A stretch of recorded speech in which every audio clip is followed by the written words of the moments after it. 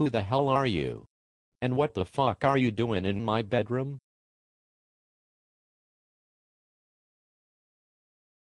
Je ne sais pas. Le garçon avec les grandes juvéniles et grandes yeux pornographie. You want what? Anal. Huh? Sexy lado. I don't understand you. Je suis une grande éléphant. L'hôpital est cancellare. Je t'aime aussi. Etc. etc. Tu sais. Well, if I don't understand you, I guess that must mean that you don't understand what I'm saying either. Which would implicate that I'm free to self-translate everything you say.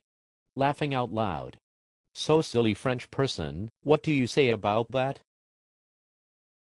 Je l'aime un Noël anniversaire. Et les filles avec les bijouteries sexy and pas là. Okay, so I didn't get a word, what you just said. So I guess the translation for that would be, I love small college boys who never have grown a beard and I want to take them in the ass as hard as possible. You French fuck, you disgust me.